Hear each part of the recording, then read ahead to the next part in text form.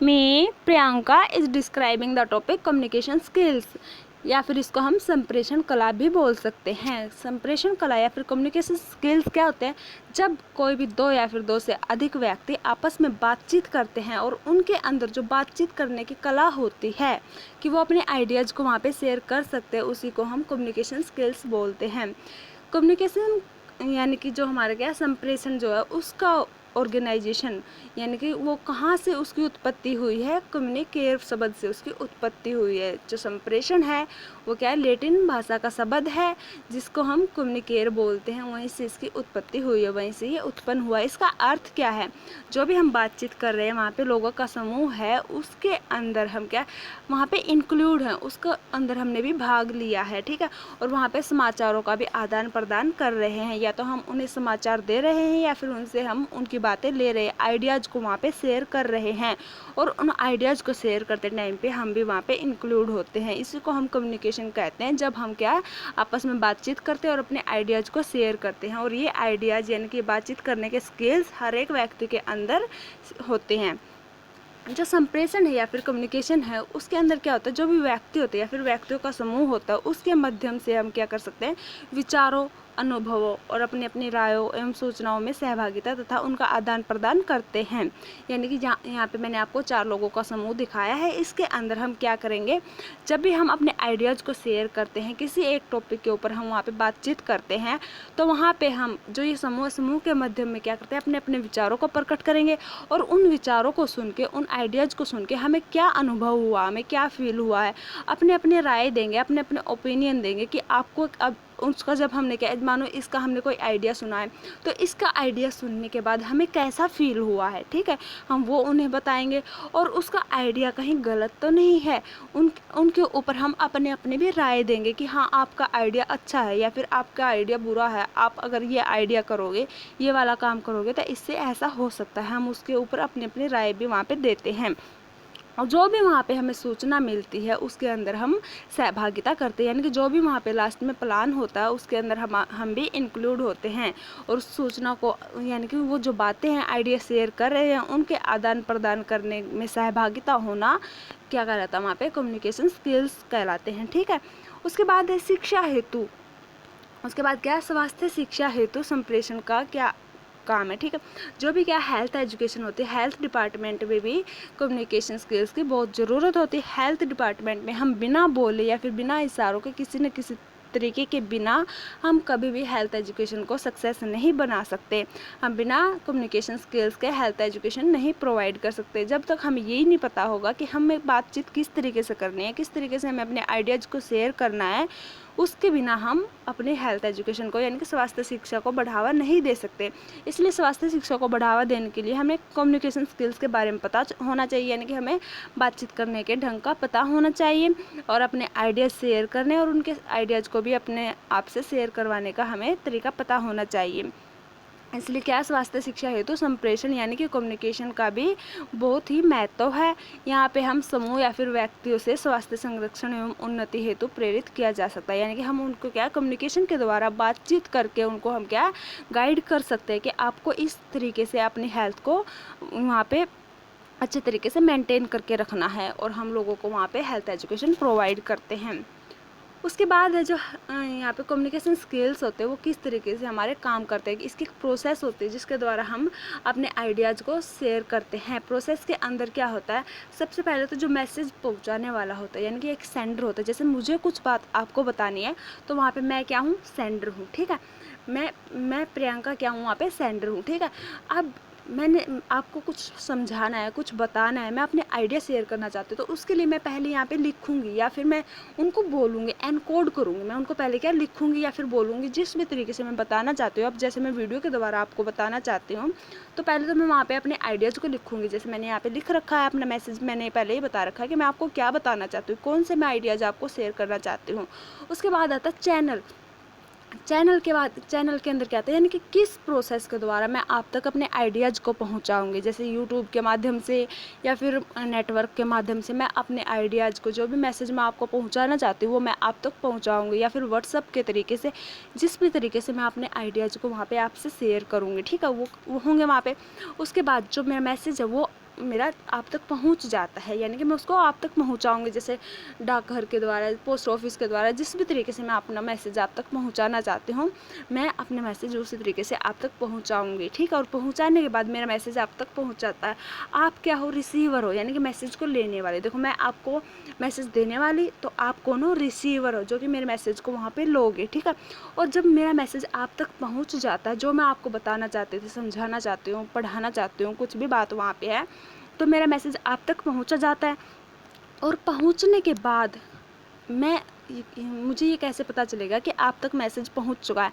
आप उसका फीडबैक दोगे, जैसे मैम हमें समझ में आ गया है या नहीं आया है, उसका फीडबैक मुझे मिलेगा कि आपको ये प्रोसेस समझ में आई है या नहीं आई है, यानी कि इसका चाहे अच्छा फीडबैक है चाहे बुरा फीडबैक है, वो आप मुझ तक पहुँचाओगे। ये प्रोसेस चलती ही रहती है, ठीक है।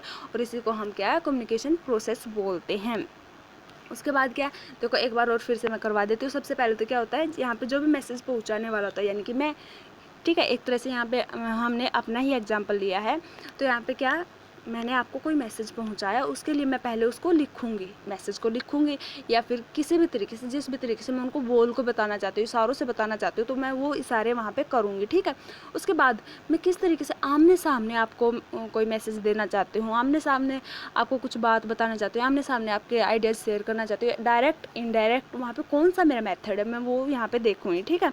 उसके बाद मैं क्या, वहाँ पे चैनल का यूज करूँगी। चैनल यानी कि किस तरीके से, वही मेथड आ गया हमारा, किस मेथड से मैं आप तक वो मैसेज पहुँचाऊँगी, और उस मेथड के द्वारा मैं अपना मैसेज आप तक पहुँचा देती हूँ, और आप तक वो मैसेज पहुँच जाता है। अब मैसेज आपने पढ़ लिया कि मैंने आपको क्या करवाया, क्या मैं आपको बताना चाहती थी, आपको उस मैसेज के बारे में पता चल चुका है। और उसके बाद मैसेज के पता चलने के बाद क्या आप तक वो मैसेज पहुंचा है, तो मैं आपसे फीडबैक मांगूंगी, आपकी राय मांगूंगी कि आपको समझ में आया है कि नहीं। फीडबैक होता है राय, ठीक है। और इसी प्रोसेस को हम कम्युनिकेशन प्रोसेस बोलते हैं। इस तरह से जो मैसेज होता है और सेंडर होता है, उनके बीच में मैसेज का, यानी कि बातों का, आइडियाज़ का शेयरिंग होती है, और इसी को हम कम्युनिकेशन प्रोसेस बोलते हैं। उसके बाद यहाँ पे मैंने आपको प्रोसेस ऑफ कम्युनिकेशन अच्छे तरीके से दिखा रखी है। इसके अंदर क्या क्या होता है, एक सेंडर होता है, जैसे कि सबसे पहले तो क्या होता है, इसमें मैसेज होता है, हमें कोई भी मैसेज पहुँचाना होता है, ठीक है। सबसे पहले तो क्या है, मैसेज, यानी कि मुझे आपको क्या करवाना है, या फिर आपको मुझे कुछ बताना है, अपने अपने आइडियाज़ को हम वहाँ पर शेयर करते हैं, ठीक है। सबसे पहले तो क्या हो गया, हमारे पास मैसेज हो गया। उसके बाद वहाँ पर होता है सेंडर, यानी कि जिसको मैसेज पहुँचाना है, आपको मुझे पहुँचाना है, तो आप सेंडर हो, अगर मुझे आपको पहुँचाना तो मैं सेंडर हूँ वहाँ पर, ठीक है, मैं मैसेज भेजने वाली हूँ, ठीक है। उसके बाद ऑडियंस कौन है, श्रोता या फिर रिसीवर, ठीक है, जिसके पास वहाँ पे मैसेज पहुँचेगा, ठीक है। और क्या, उसका माध्यम, किस माध्यम से हम मैसेज को पहुँचाएंगे, ये इसके कुछ प्रमुख तथ्य हैं, ठीक है। संप्रेषण प्रक्रिया को हम निम्नलिखित इस प्रकार से प्रकाशित कर सकते हैं, यानी कि इसको हम, इसके अंदर क्या क्या होता है, वही बात फिर से हमारी है। प्रेषक होता है, और यानी कि जो सेंडर होता है, मैसेज को पहुंचाने वाला था। उसके बाद क्या होता है, हमारा मैसेज होता है। मैसेज के बाद किस माध्यम से हम उसको पहुंचाना चाहते हैं। उसके बाद रिसीवर, और रिसीवर के बाद प्रतिपुष्टि, यानी कि उसका फीडबैक, उसका रिजल्ट, उसकी राय क्या आई है, ठीक है। वही बातें यहाँ पे घुमा फिरा के फिर से वही बातें यहाँ पे आ रही है। यहाँ पे मैंने आपको दिखा रखे क्या, सबसे पहले तो हमारी स्थिति है, पोजीशन है, हम कोई वहाँ पे सर्वे करना चाहते हैं, या फिर कुछ भी, कोई भी बात हमारे मन में आई है, स्थिति आई है, ठीक है, पोजीशन है। उसके बाद हमारे पास क्या, एक तरह से मैसेज आएगा, कोई विचार आएगा हमारे पास, ठीक है। तो विचार आने के बाद क्या हमारा मैसेज है जो हम शेयर करना चाहते हैं, और मैसेज को शेयर करने के लिए हमें माध्यम की भी ज़रूरत होती है। तो हमारे पास एक तो होता है सेंडर, जो उस मैसेज को दूसरों तक पहुंचाएगा। क्या होता है, सेंडर जो उस मैसेज को दूसरों तक पहुंचाएगा। तो अपना मैसेज उसने पता कर लिया कि उसको कौन से आइडिया, वो उसके पहले ही दिमाग में है कि उसे क्या आइडियाज़ अपने शेयर करने हैं, ठीक है। उसके बाद माध्यम भी उसके पास है, उसे आमने सामने बातें करनी है, या फिर डायरेक्ट, इनडायरेक्ट, या फिर मिक्स, किस भी तरीके से उसे बातचीत करनी है, ठीक है। उसके बाद बातचीत किससे करनी है, रिसीवर होता है वहाँ पे। और उसके बाद रिसीवर को आपकी बातें समझ में आई या नहीं, उसको आपका मैसेज मिला कि नहीं, वो क्या आपको फीडबैक देगा, यानी कि प्रतिपुष्टि वहाँ पे देगा आपको, ठीक है, अपनी राय वहाँ पे देगा, जो कि बाद में फिर से सेंडर के पास में जाती है, यानी कि जो सेंडर होता है उसके पास फिर बाद में रिजल्ट आ जाता है वहाँ पे, ठीक है। तो यहाँ पे मैंने आपको बता रखा है, जो प्रेषक होता है, सेंडर होता है, उनकी यहाँ पे मैंने आपको अच्छे से डिफाइन कर रखा है। जो सेंडर होता है वो क्या होता है, वो वह व्यक्ति होता है जिसके द्वारा सूचना या विचार को हम दूसरों तक पहुँचाते हैं। यहाँ पे मैंने अपना खुद का एग्जाम्पल लिया था, तो मैं यहाँ पे क्या हूँ, सेंडर हूँ, यानी कि मैं आप तक कुछ अपने विचारों को या फिर सूचनाओं को पहुँचाना चाहती हूँ। जैसे मैं आपको यही टॉपिक समझाना चाहती हूँ, तो ये जो टॉपिक मैंने आज आपके लिए तैयार किया है, ये क्या है, मेरा मैसेज आप तक, ठीक है। तो दूसरी बार में क्या है, मैसेज, सेंडर कौन है, मैं आप तक पहुंचाना चाहती हूँ तो मैं क्या हूँ, सेंडर। ठीक है, उसके बाद मैसेज, मैं आपको कौन सा टॉपिक करवाना चाहती हूँ, विषय वस्तु। ठीक है, जो हमारा क्या है, विषय वस्तु, जो भी मैं जिस विषय पर आपसे बात करना चाहती हूँ, जो भी मैं आपसे बातचीत करना चाहती हूँ, वो क्या हमारा वहाँ पे मैसेज है। जैसे मैं आपको ये टॉपिक करवा रही हूँ तो ये क्या हमारा मैसेज है वहाँ पे। ठीक है, उसके बाद है मीडिया। मीडिया, किस माध्यम के द्वारा मैं आपको ये टॉपिक क्लियर करवा रही हूँ, अपने मैसेज को किस तरीके से आप तक पहुँचा रही हूँ। मैं यहाँ पे आपको मोबाइल फ़ोन और क्या हमारी यूट्यूब एंड नेटवर्क के द्वारा अपना ही मैसेज आप तक पहुँचा रही हूँ। तो यहाँ पे क्या हो सकता है, और भी हमारे कोई माध्यम हो सकते हैं। जैसे मैं अगर रेडियो से पहुँचाती हूँ, टेलीविज़न पे पहुँचाते, टेलीफोन तो हम यूज ही कर रहे हैं, और यहाँ पे हमने लिखित भाषा का भी यूज किया है। ठीक है, और क्या लिखित संदेश भी हो गया हमारे यहाँ पे।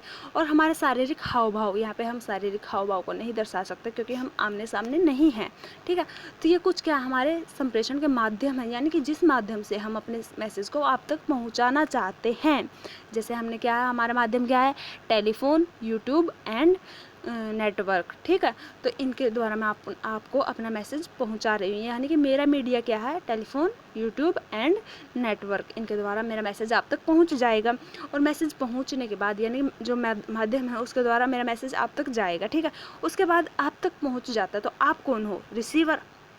आपको ना मैसेज को प्राप्त करने वाले रिसीवर हो आप। ठीक है, तो जो ये मैंने आपको संदेश दिया था उसके प्रति आपकी क्या भावनाएं है, आपकी क्या प्रवृत्ति है, क्या आपको मेरा मैसेज समझ में आ रहा है, क्या मेरी बातें आपको समझ में आ रही है, ये सब बातें वहाँ पे आती हैं। ठीक है, जो भी मैंने मैसेज पहुँचा या फिर कोई भी है, यहाँ पे किसी का भी एग्जाम्पल हम ले सकते हैं, जो भी आपको मैसेज पहुँचाने वाला, क्या आपको उसका मैसेज समझ में आया है, क्या आपको उसका मैसेज मिला है, तो उसके प्रति आपकी क्या भावनाएं हैं, आप क्या सोचते हो, आपने अपने दिमाग में क्या सोचा, क्या इसने ठीक करवाया या नहीं।